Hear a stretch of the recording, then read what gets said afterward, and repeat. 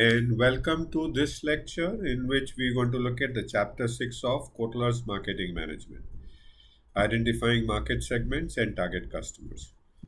As we've been doing in this section in lecture, we will look at this chapter on in this section on part developing a viable market strategy. And in this particular lecture, we will quickly recap the concepts taught in the chapter 6 of identifying market segments and target customers for you to use them for your exams or any interview revisions. And then we will, at the end, in the form of assignment, we will answer any questions that have been asked in this chapter and solutions to the cases given in this chapter, especially in the 16th edition. We will go by that. So let's start with what is identifying target customers. So there are many techniques for identifying target customers. Now, once the firm has identified its market opportunities, it must decide how many and which ones to target. Marketeers are increasingly combining several variables in an effort to identify smaller, better defined target groups in order to develop an offering that can fulfill these expectations better than competition. It's all about that. This has led many researchers to advocate need-based targeting approach, and the targeting is the process of identifying target customers for whom the company will optimize its offering. Simply put, targeting reflects company's choice of which customer it will prioritize, which customers it will kind of ignore while designing, communicating, and delivering its offering. So it's making some specific choices. The logic of identifying target customers and strategic and targeting aspects of the process are what we're going to discuss in the next slide. So, what is the logic of targeting? In the mass marketing, the firm ignores the differences in segments and goes after the whole market with one offer. Excellent example is the Henry Ford's black car. It designs marketing program for a product with a superior image and that can be sold to a broadest set of buyers via mass distribution and mass communication. Undifferentiated marketing is appropriate when all customers have roughly the same preferences and the market shows no natural segments. So this is uniformity in the design requirements. The argument for mass marketing is that it creates largest market potential market, which leads to lowest cost, which in turn lead to lower prices or higher margins. The narrow product lines keep down the cost of research and development, production, inventory, transportation, research, advertising. So cost is minimized here. So it's a minimum cost approach. Undifferentiated communication programs also reduce the cost. However, many critics point to the increased splintering of the market. So marketing has started splintering and the proliferation of the channels and communication, which makes it difficult increasingly to reach the mass audience. When the different groups of customers have different needs and wants, marketeers can define multiple segments. The company can offer better designed product, disclose price disclosures, and deliver the products to service, and also fine tune the marketing programs and activities to better beat the competitive activities. In targeted marketing, the firm sells different products to different segments of marketing. They're specifically designed for each segment. The ultimate level of targeting is one-to-one approach in which each market segment comprises of a single customer. So it's the mass customization approach. As companies have grown proficient to gathering information about individual customers and business partners, and as their factories have been designed more flexibly, they have more ability to individualize the market offering messages and media. So the abilities have increased. Customers can buy customized plan. One-to-one marketing is not for every company, but it works best for the firms that normally collect a great deal of individual customer information and carry a lot of products that can be cross-sold. For others, required investment information collection, hardware and services may exceed the payoffs. So you have to be very careful when you need to do the targeted marketing. The cost of goods is raised beyond what customer is willing to pay if you do too much of targeting and too much of segmenting. The ultimate in the targeting is mass customization, in which the company meets each customer's requirement to prepare a mass-based, individualized design products, services, programs, and communication. Services are natural setting for customized marketing. Airlines, hotels, rental car agencies provide individualized experiences. Political candidates are embracing customized marketing now. Let's look at strategic and tactical targeting. Targeting can be either strategic or tactical based on the criteria that is used on the target customer. Strategic targeting focuses on customers whose needs are met by the customized offering, and tactical targeting is about finding ways to reach these strategic customers. So these are similar aspects but different nuances. Both are not mutually exclusive, but they are integrally related. The goals are different. Strategic marketing aims to define those segments which the offering can best meet, and tactical targeting decides how to reach these customers, how to reach these customers. And they have different priorities. Strategic targeting focuses on the value it can create, whereas tactical targeting concentrates on the means by which it can reach these customers. Together, they answer two critical questions. Who are the customers to target for mutually beneficial relationship, called strategic targeting, and how to reach these customers more effectively and efficiently. That's the tactical targeting. Let's look at strategic targeting in a little more detail. Identification of target customer is directed by the company's ability to develop offering that can meet the needs of these customers more efficiently than competitors, right? By creating value, of course. This requires that strategic targeting start with pinpointing the customer needs so the customer's offering can be designed to fulfill those needs. Effective strategic targeting requires company to make an important but difficult trade-off, a calculated decision to deliberately forego some potential customers to more effectively reach some other customers. So you choose some customers to serve.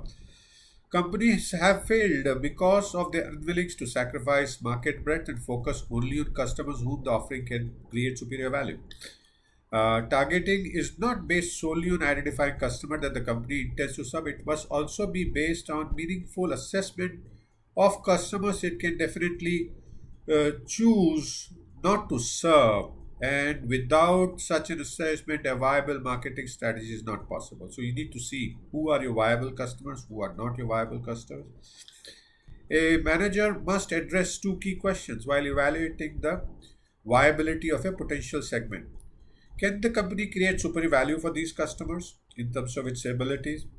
And the reverse, that the customer creates superior value for the customers because you want this to be a viable segment, right? And viability depends creating value for each other. The answer to the first question hinges on the degree to which companies' resources are compatible with the target customer's needs. And the second question is determined by the attractiveness of the target segment. Do they have the ability to create value for the company in terms of what the company is looking for? Let's look at target compatibility. Is the ability to create superior customer value, as we saw, and is a function of companies' resources and capacity to use these resources. You might have resources, but you must also have capability to use these resources to create a value for target customer.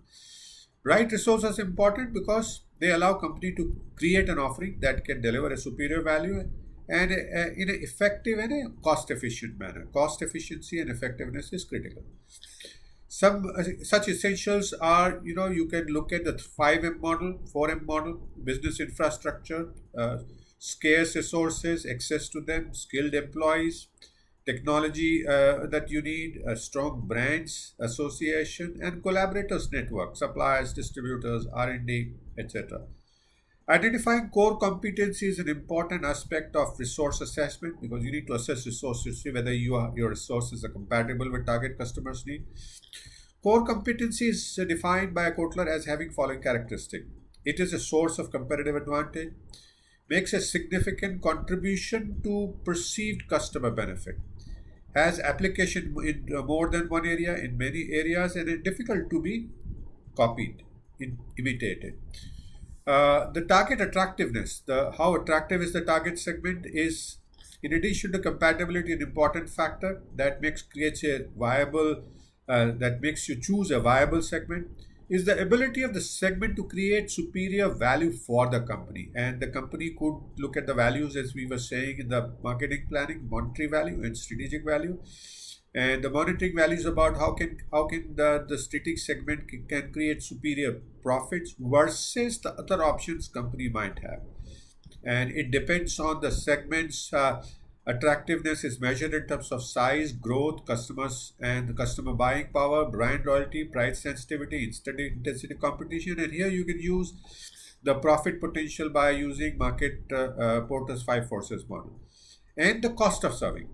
If the cost of serving is significantly lower than the revenues that can be generated, unit revenues, then you say the market is attractive. Strategic values are like social values that company can get out of this association in terms of influence and potential customers.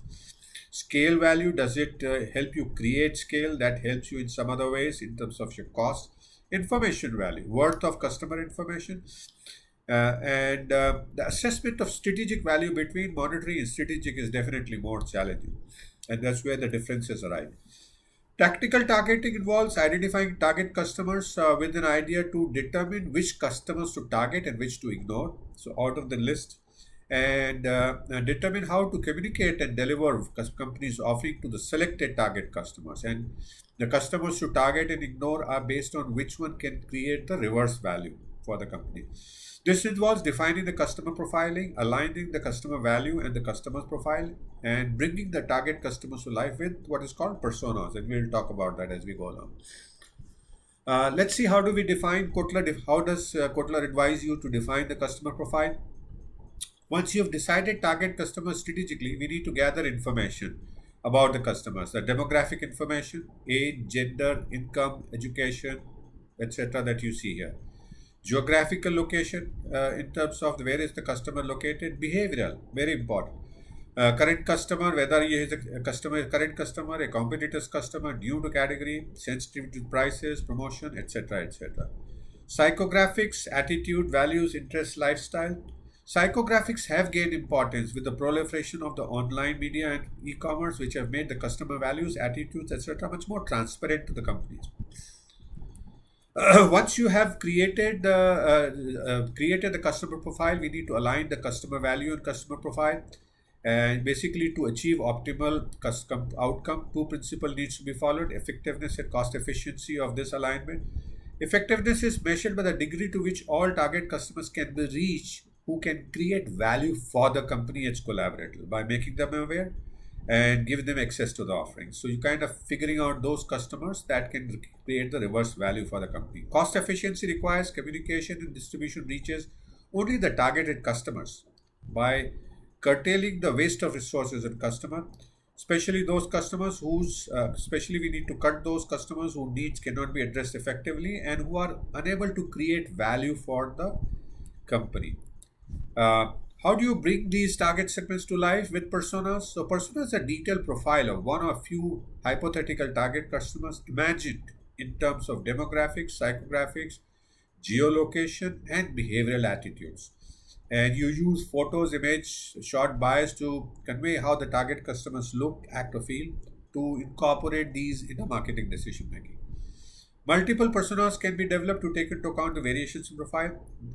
Personas obviously cannot represent all the target customers, and they can help visualize the target customers and understand how they are likely to respond.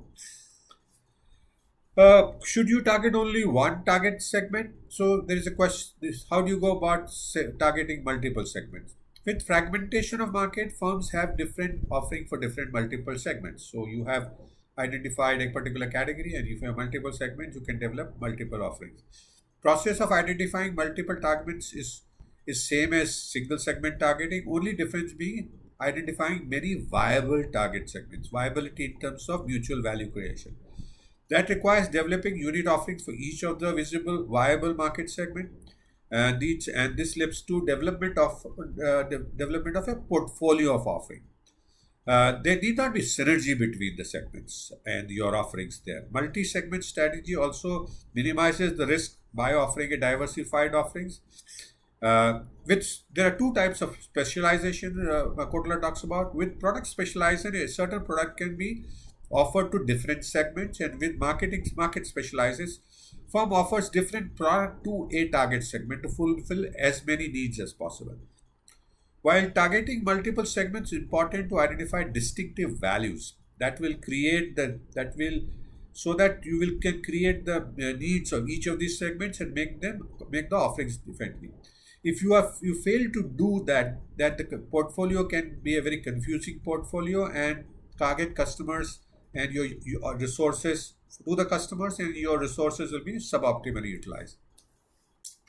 Let's look at how can we segment consumer markets. Uh, they can be divided into markets into well-defined slices.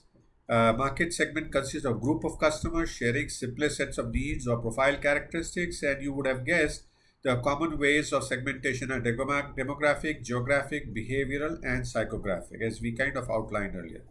Let's look at demographic segmentation. It offers often associated with consumer needs and wants, easy to measure, needed to estimate market size and know media to we know which media to use, because that's how the market size and media are linked.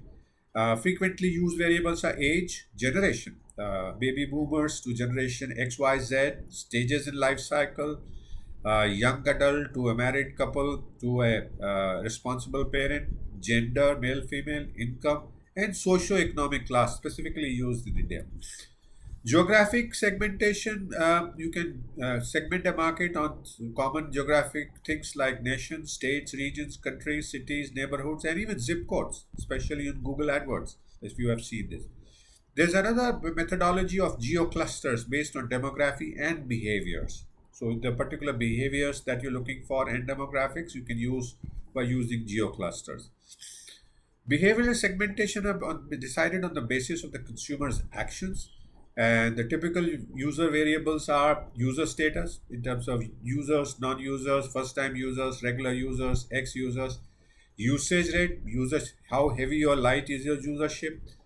Buyer readiness is a very interesting one. Are you aware of the product, brand, informed, interested? Do you want to buy and do you intend to buy?